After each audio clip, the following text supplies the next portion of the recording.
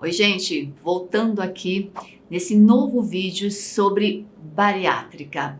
Mas antes eu queria lembrar a todos que a nossa websérie Ter Beleza é Ter Saúde, ela inclui exatamente isso que vocês desejam. A beleza, mas antes da beleza, eu preciso ter saúde. E como é que a gente faz isso? Nós, nos diversos vídeos, nós já discorremos, já falamos sobre isso, mas hoje nós vamos tratar de uma cirurgia que se chama bariátrica. Não no ato cirúrgico em si, mas as suas consequências.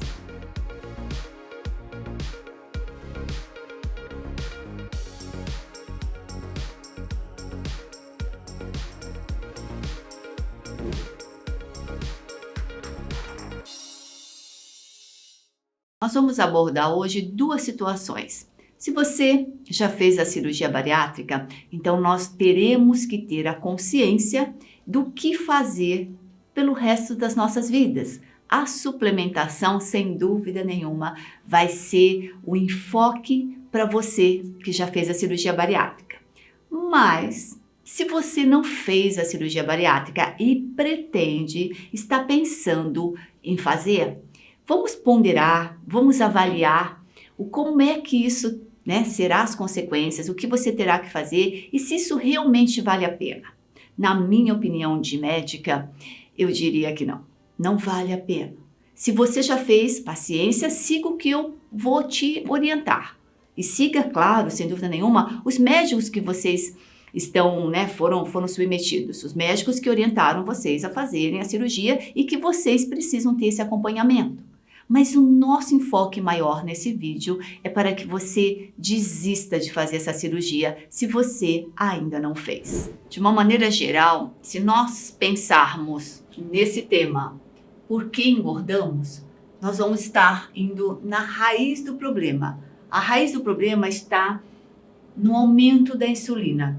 De uma maneira geral, é claro que vocês já sabem, o que os alimentos inflamatórios vão tender ao aumento de peso. Mas para a gente fazer de uma forma quadradinha, 3 itens principais. O primeiro é toda vez que nós mexermos na insulina, a insulina é o nosso hormônio secretado pelo pâncreas que faz aumentar, faz a gente engordar.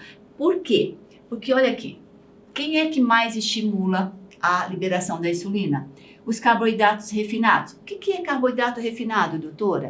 É pão, é doce, é sorvete, é queijo, é creme de leite, é requeijão, é tudo que vocês compram feito pela indústria. Quando nós falamos em carboidratos de origem vegetal, de Deus, nós não estamos nos referindo aos carboidratos da natureza. Então sempre, não pode carboidrato, não pode brócolis, não pode chuchu, não pode banana. Não, esses podem. Nós estamos falando nos refinados, que a industrialização transformou. Só para ter uma ideia, de uma maneira simplista, os nossos 2 piores carboidratos refinados que aumentam muito o estímulo da insulina é o etanol, é a cerveja, é o vinho, é a vodka, é o uísque, é a sua caipirinha, é o álcool, porque ela é frutose pura e a frutose, gente, ela aumenta 7 vezes mais a glicação. Glicação é um processo que acaba acontecendo dentro do sangue que inutiliza a hemácia, inutiliza a função do sangue da hemácia em transportar o oxigênio. Por isso que quanto mais produto de glicação dentro do sangue, mais nós vamos ter deficiência em nutrir os diversos elementos, como o cabelo. Em 1975, os Estados Unidos, eles aprovam o High Fructose Corn Sweet, que é aquele xarope de milho que custa 50% mais barato e adoça muito mais, como se você estivesse usando um açúcar. E esse, graças à aprovação em 1975 desse açúcar, é que as gorduras, tanto vegetal como animal, elas pararam de ser utilizadas. E olhe, gordura não altera a insulina. Ela não mexe, ela não estimula a produção da insulina. Então, nesse momento, quando eles mudam esse parâmetro entre vamos adoçar mais e tirar a gordura, nós começamos a ter a pandemia de obesidade nos Estados Unidos. E como os Estados Unidos coordena todo mundo, isso chegou até nós. Completando os 2 itens que levam ao aumento de peso, por que engordamos, nós diríamos que o aumento do consumo de óleos vegetais, né? Antes nós usávamos a banha e a manteiga. Aqui começou a margarina e os diversos óleos para fritura, né? O de soja, o girassol, o canola e assim por diante. O uso de óleos vegetais, ele faz com que aumente uma substância no nosso corpo chamado ácido araquidônico, que faz parte do ômega 6. Nós precisamos ter um pouco de ômega 6 para um processo de crescimento. Só que o descompasso, né, o desequilíbrio, nós estamos tendo tanto ômega 6, o ômega 6 ele é inflamatório, então ele faz crescer demais. Esse fazer crescer, faz crescer, né, na largura. Então as pessoas estão aumentando de tamanho por causa do estímulo do ácido araquidônico. E juntamente com a diminuição do consumo de peixes, de alimentos, né, da gordura boa, do ômega 3, essa alteração do equilíbrio. Nós tínhamos que ter muito mais ômega 3 e menor ômega 6 para ter um crescimento, só que uma parada do crescimento comandando muito mais. Depois nós podemos até fazer uma aula sobre ômega, mas o objetivo aqui é que vocês entendam que a mudança do padrão alimentar no ser humano começou em 1975 com o advento do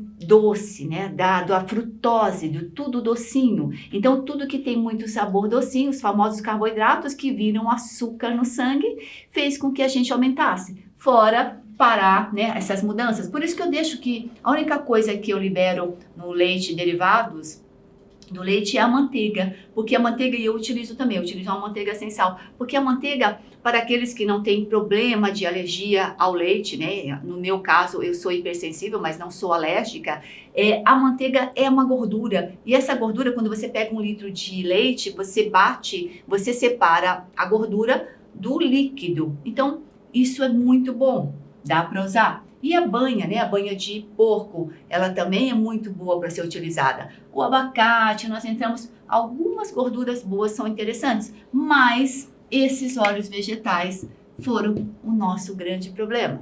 E voltar para as nossas sardinhas, para o salmão, né? Para os alimentos que nós comemos de vez em quando. Então, isso na nossa prática deixou de existir. Não podemos esquecer que um óleo vegetal bom é o óleo de coco. O óleo de coco, o óleo de abacate, mas o de coco é tão abundante porque nós temos praias e praias. Comecem a utilizar, é maravilhoso. Vamos entender o que acontece com o paciente bariátrico. O objetivo aqui não é explicar para vocês as diversas técnicas que existem, mas sim entender a relação que a diminuição do estômago e a ressecção, né, a retirada desse intestino de 1 metro de intestino, do trânsito, né, da nação do que vai acontecer nos próximos anos da vida de vocês. Não só do ponto de vista alimentar, nutricional, mas também do ponto de vista da produção de vitaminas e principalmente na produção de neurotransmissores. Porque, como vocês sabem bem, o intestino ele é responsável pela produção de 90% de serotonina. Serotonina é uma substância que dá o bem-estar e prazer ao ser humano. Por isso que, isso é 1998, até 1998 se achava que somente o cérebro. Em 1998 se descobriu que 90% é intestinal e 10% é cerebral. Quer dizer, o nosso emocional vai ser alterado. A nossa lente colorida nos olhos vai ser alterada por uma lente preta e branca de aumento. Então, claro que existem as exceções, né? Tem pessoas que operam e ficam bem. Mas a maioria de nós vai necessitar de suplementação e de um belíssimo acompanhamento psicológico, mas o psicológico vai funcionar se tiver os nutrientes também funcionando, porque não dá para a gente fazer compreensão do que a psicologia está dizendo se você não tem a nutrição, entendem? Então, de uma maneira a perceber como é que todos os órgãos estão interligados, né? A gente acha que tudo isso é separado, mas não, gente. Nós temos aqui o fígado grudadinho no estômago, que está grudadinho no pâncreas, que tem o intestino. Então, é nessa cavidade que se junta todo mundo. E as irrigações de sangue acontecem também. O objetivo aqui é olhar o estômago. O estômago, ele é dividido em porções, e cada porção tem a sua função. A função da cárdia, né, que fica aqui bem próximo ao esfíncter, que a gente esfíncter da cárdia, ela se junta com o fundo gástrico e essa região do corpo. Depois nós viemos para essa parte do piloro, que não é inutilizada. De uma maneira geral, a cirurgia ela se baseia em ressecar. Como eu disse para vocês, o meu interesse não é explicar em si qual técnica ou não vocês vão utilizar. Mas como o bypass gástrico é a técnica mais utilizada e também liberada pelo Sistema Único de Saúde, o SUS, vamos pensar nele porque ele também traz muitas consequências a longo prazo, a curto e a longo prazo. Então pensem que vocês vão retirar, né, do trânsito essa região e mais 1 metro de... Vamos pensar aqui, que aqui tem pouco, mas nós temos 6 metros de intestino delgado. 25 centímetros é a região do duodeno. Depois nós vamos ter duodeno jejuno. Do jejuno, nós vamos ter, em média, 2,5 metros. E de duílio, nós vamos ter praticamente 3,5 metros.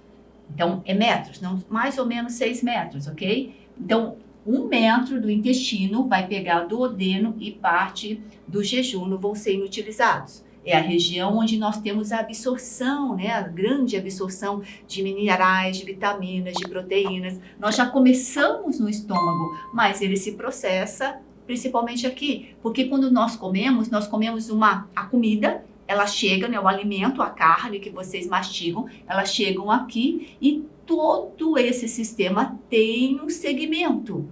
É como se vocês chegassem em consulta, né, comigo. Para vocês sentarem na minha frente, na minha consulta, vai ter todo o processo. O alimento também acontece assim. Então, você precisa ligar, agendar a consulta, comparecer no dia, falar com a secretária, fazer a ficha, a apresentação, aguardar alguém vir te chamar para você ir. A mesma coisa acontece com os alimentos. Então, Deus não construiria todas as partes de um estômago ou de um organismo à toa. Tanto que não é à toa que, olha aqui, a região do estômago, que equivale à região da cárdia, do fundo e do corpo, essa zona que vai ser praticamente perdida, né, pela cirurgia, porque isso se corta, gente, corta mesmo e fica ali largadinho, tá bom? Ela é responsável pela produção do ácido clorídrico. O ácido clorídrico, o HCl, ele faz com que o pH desse estômago seja muito ácido, cerca de 1,9, 2, um pH extremamente ácido. Por que eu preciso ter esse pH extremamente ácido? Para dissolver cadáver, né? Se a gente pudesse colocar a mão lá dentro do estômago, você não tiraria a sua mão, ela dissolveria. E o suco gástrico, esse ambiente ácido, ele é importante para que essa enzima chamada pepsina funcione, que ela haja digerindo os alimentos, as proteínas, as gorduras, todas as porções do que se come. Então, por isso que é muito importante quando eu digo para vocês, comam com nobreza, né? Mastigue, avise o seu cérebro e avise o seu estômago que você está colocando o alimento dentro da boca. Tudo isso tem uma produção. E nessa região também se produz uma proteína chamada fator intrínseco. O famoso fator intrínseco, ele é condição necessária, primordial, importantíssima para que a gente absorva a vitamina B12 a nível de ilho terminal. No ilho terminal, nós vamos ter essa absorção da vitamina B12. Por isso que quando você, que faz a sua dosagem no sangue de vitamina B12, ela está baixa, ela normalmente significa que nós estamos tendo um baixo nível de suco gástrico, de acidez no estômago, que a gente não está digerindo bem. Por isso que eu sempre peço para vocês suspenderem leite, queijo, iogurte, requeijão, risoto, lasanha, né? Porque o leite e o glúten, ele faz exatamente esse ambiente ácido deixar de ser ácido. Se ele não tem acidez, eu não consigo produzir fator intrínseco. E se a pessoa fez a cirurgia bariátrica, fez o bypass, retirou a grande totalidade do estômago, você terá o problema com a vitamina B12. E esse é o maior problema no decorrer da vida. Existe uma solução? Sim, existe uma solução. A solução é tomar e principalmente injetar, porque o tomar, como eu também perdi parte do meu intestino, né? Nós não estamos mais com essa parte do intestino, 1 metro, você também, mesmo que você tome, você não vai ter mucosa intestinal para fazer toda a absorção. Lembre-se, Deus não nos criou para que a gente fosse um sashimi, né? Vai arrancando um pedacinho, um pedacinho, um pedacinho. Mas se eu já fingi de conta que eu sou sashimi e retirei um pedacinho dos meus órgãos, eu vou ter que comprar aqueles fatores, as substâncias que faz com que a função deles, né? Que faça as funções deles. Normalmente o paciente que faz cirurgia bariátrica, ele acaba engordando depois de 5 anos porque ele não tem suco gástrico e porque ele não tem aminoácidos na concentração ideal para construir, né, todas as proteínas e tudo que a gente precisa. Só lembrando para vocês, o que é proteína? Pele é proteína, cabelo é proteína, fígado é proteína, coração é proteína. Então nós somos seres construídos por proteínas. O que muitas vezes passa desapercebido, não te contam, na verdade o médico te conta, né, nas avaliações. Só que o paciente ele está tão ávido por resolver um problema de uma maneira rápida que ele não escuta.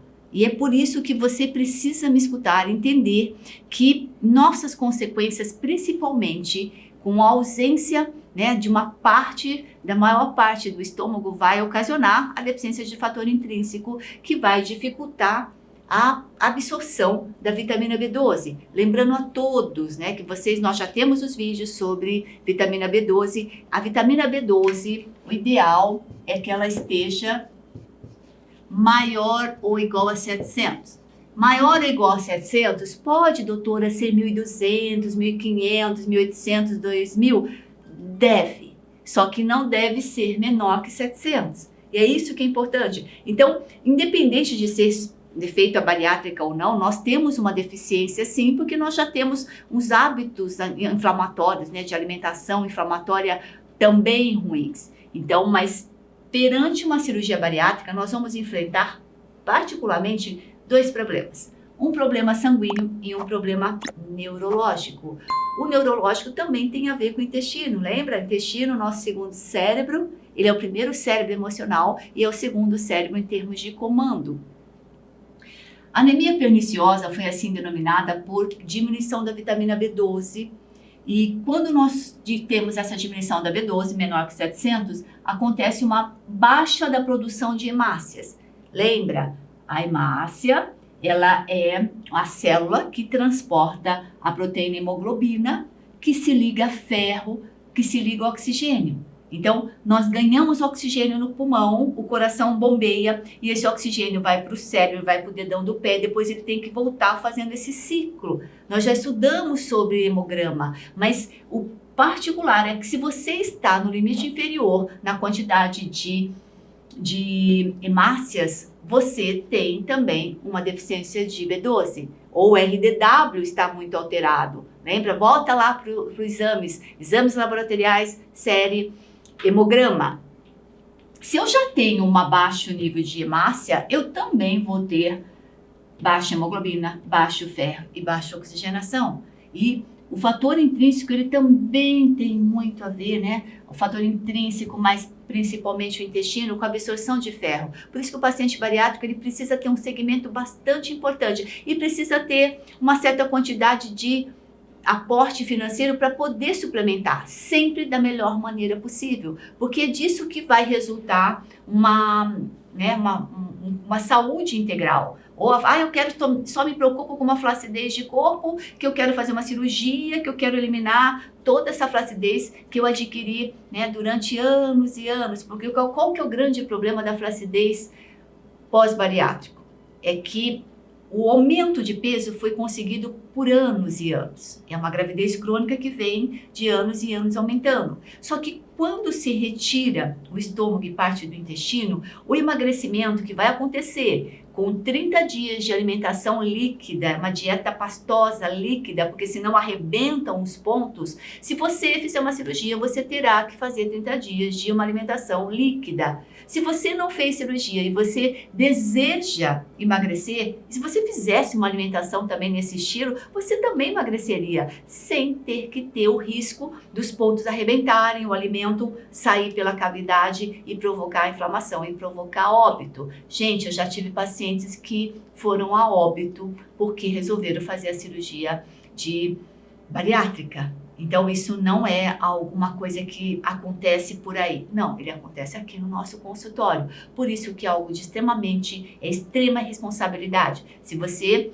assinar um termo dizendo que seu filho ou, né, o seu parente pode fazer, você estará sendo corresponsável. E nós temos é que ficar perto das pessoas, estimulando a uma mudança no estilo de vida. O que eu faço comigo é o que eu acho que dá para fazer na vida de vocês. Zerar leite e glúten, aumentar a água, comer o prato de mato, lembra? Tudo isso dá para ser feito. E a gente emagrece. Se nós emagrecermos 1 quilo por mês, tá?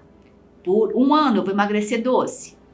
12 e 12, em 4 anos você vai ter esse emagrecimento lento, fazendo exercício físico junto, a sua flacidez praticamente não vai existir. Só que se você fizer uma cirurgia e emagrecer em 30 quilos, né? Emagrecer em 30 dias ou 60 dias, 40, 50 quilos, essa pele vai desabar. Aí o seu desespero vai acontecer e você vai pensar numa cirurgia plástica. Se você for para uma cirurgia plástica, no momento que você tem anemia, isso não for corrigido, e se você está realmente desnutrido, essa cicatrização não vai acontecer.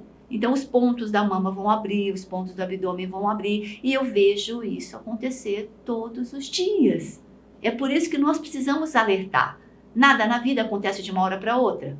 Anemia perniciosa é algo bastante evidente, né, que é corriqueiro que acontece, e os sintomas é de quem está anêmico mesmo, cansaço, falta de ar, uma pele que não tem uma cor bonita, essa dor no peito, porque o coração, ele, coitadinho, ele tem que bater para poder estar transportando esse oxigênio de uma maneira eficiente. E se eu não tenho oxigênio para o cérebro, para o meu coração, imagina se eu vou ter para as mãos e para as pernas. Então o que acontece? Formigamento. As alterações neurológicas também acontecem nessa mesma proporção. Se nós não temos nutrientes para nutrir o sangue e oxigenar todos os tecidos, nós também não temos, né, nutrientes para fazer toda uma ativação do nosso sensorial. Nós diminuímos essa percepção sensorial. Você perde, pode ver que os pacientes que fazem cirurgia bariátrica, não todos, gente, mas a gente fica menos, né, rápido no total. A memória diminui, acontece um desequilíbrio mesmo do corpo e uma dificuldade ao andar. Quer dizer, eu poderia elencar vários e vários sintomas, porque tudo isso está interligado. Então, o que nós precisamos tirar como conceito básico? Se fizer a cirurgia, terá que ter um segmento constante de suplementação. Terá. E de preferência a suplementação vai ser intramuscular ou na veia. Essas são as melhores vias. Entendendo qual a diferença entre emagrecer e perder peso, olha o que eu coloquei aqui. De uma maneira geral, a nossa composição corporal, isso, gente, nós conseguimos através de uma boa avaliação com os aparelhos chamados de bioimpedância. Este aparelho, procure aí saber se se a sua academia tem, se o seu nutricionista possui, porque hoje é algo bastante comum, né, ter essa avaliação, porque ele consegue, através deste aparelho, observar a porcentagem de gordura, de músculo, de parte óssea e a parte líquida, de água que nós temos. E lembrando que nós somos praticamente 80% água. Quando a diferença entre emagrecer e perder peso, ela se torna importante. A maioria de nós ou de vocês acha que perder peso é só estar mais leve na balança.